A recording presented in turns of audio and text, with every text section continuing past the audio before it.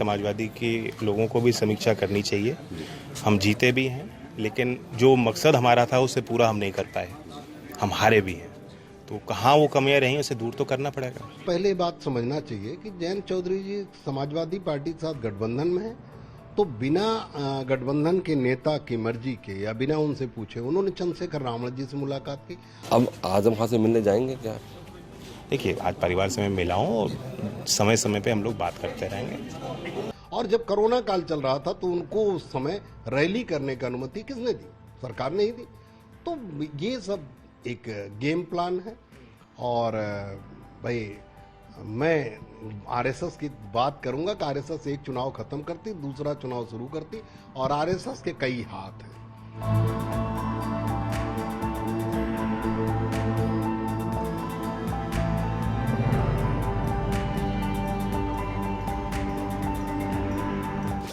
जैन जी, आप आजम खान साहब के घर आए, अब्दुल्ला खान साहब से मुलाकात हुई, क्या मुलाकात? बहुत कुछ लोगों को पता नहीं लगता, जब बीतती है तब पता लगता है। तो सबको पता है कि अब्दुल्ला जी भी उनके साथ रहे, जेल में वो बंद हैं, उनकी सेहत भी बिगड़ी बीच में, सारी चीज़ें किस तरह से मुकदमे लगाए गए हैं एक के बाद एक। अभी सुप्रीम कोर्ट से कुछ राहत मिली है, बेल का ऑर्डर का इंतजार हो रहा है। इन सारी चीज़ों को बारीकी से चर्चा करने के लिए, समझने के लिए बेहतर मैं आज आया हूँ। और मानवीय दृष्टि से, सामाजिक दृष्टि से मेरी जिम्मेदारी भी थी, तो उसको निभाने आया हूँ। अच्छा, यहाँ रामपुर में कार्यकर्ताओं में काफ़ी निराशा है समाजवादी पार्टी को लेकर, काफ़ी विरोध भी जाहिर किया है, उसके लेकर क्या कोई बात हुई है? मैं भी कहता हूँ, हमारी पार्टी में भी हम लोग समीक्षा कर रहे हैं, समाजवादी के लोगों को भी समीक्षा करनी चाहिए। हम जीते भी हैं, लेकिन जो मकसद हमारा था उसे पूरा हम नहीं कर पाए, हम हारे भी हैं। तो कहाँ वो कमियां रही, उसे दूर तो करना पड़ेगा। अब आजम खान से मिलने जाएंगे क्या? देखिए, आज परिवार से मैं मिला हूँ और समय समय पे हम लोग बात करते रहेंगे। और वैसे ये हिम्मत वाले हैं, ये खुद खड़े भी हैं, लड़ भी रहे हैं, और हम सबको उम्मीद है कि जल्दी आजम जी को बेल मिल जाएगी। जो बेल का ऑर्डर है, सुनवाई हो, उन्हें न्याय मिले।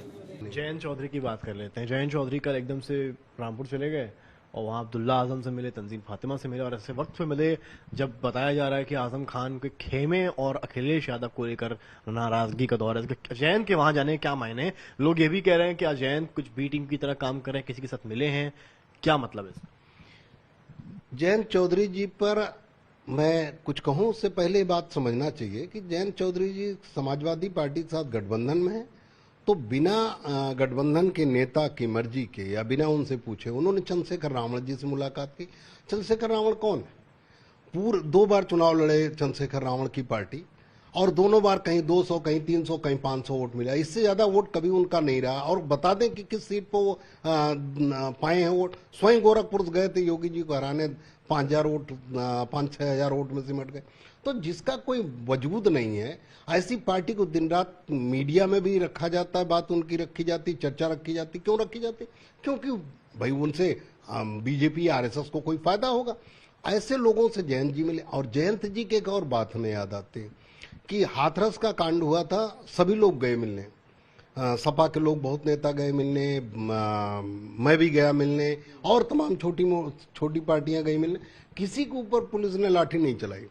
प्रधानमंत्री के पौत्र जयंत चौधरी के ऊपर लाठी चलाने क्या वजूद बनता, जबकि 15-20 लोग जयंत जी के साथ थे। तो जयंत जी के ऊपर उस समय लाठी चलाई गई। उस समय राष्ट्रीय लोकदल की चर्चा भी नहीं थी, राष्ट्रीय लोकदल के प्रमुख के ऊपर लाठी चलाई गई। और जब कोरोना काल चल रहा था तो उनको उस समय रैली करने की अनुमति किसने दी? सरकार ने ही दी। तो ये सब एक गेम प्लान है। और भाई, मैं आरएसएस की बात करूंगा कि आरएसएस एक चुनाव खत्म करती, दूसरा चुनाव शुरू करती, और आरएसएस के कई हाथ हैं।